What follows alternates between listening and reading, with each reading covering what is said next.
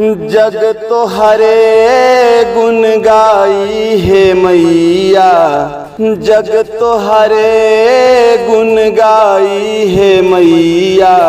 चाहे जुग कौनो आई, दुख में तो ही के बोलाई है मैया, दुख में तो ही के बोलाई है मैया। तो हर चरण में सुख पाई, जग तो हरे गुण गाई है मैया। चाहे जुग कौनो आई, जग तो हरे गुण गाई है मैया।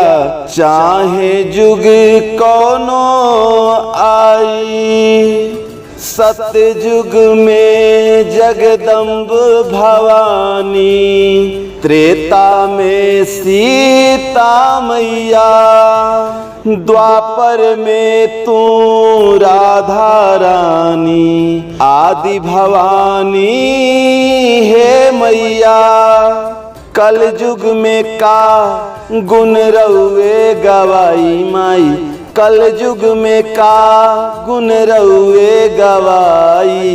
चाहे जुग कौनो आई, जग तो हरे गुण गाई है मैया। चाहे जुग कौनो आई। हे काली कलकत्ते वाली भवानी, हे माई मुंबा हे माँ जीवदानी।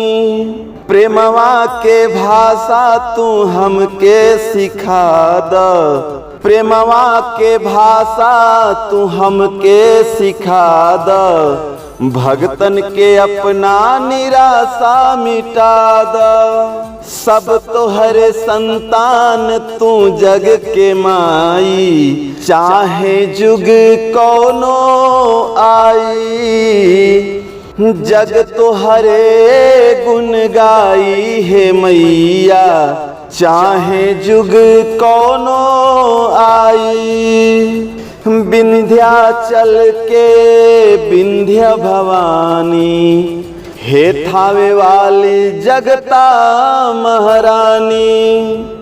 माई कड़े शीतला चौकिया में, अदलपुरा काशी शीतला दयानी।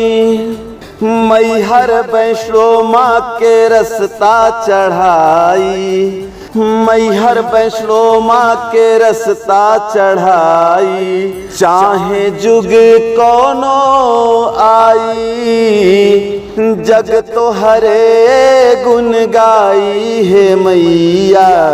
चाहे जुग कौनो आई, दुख में तो ही के बोलाई है मैया।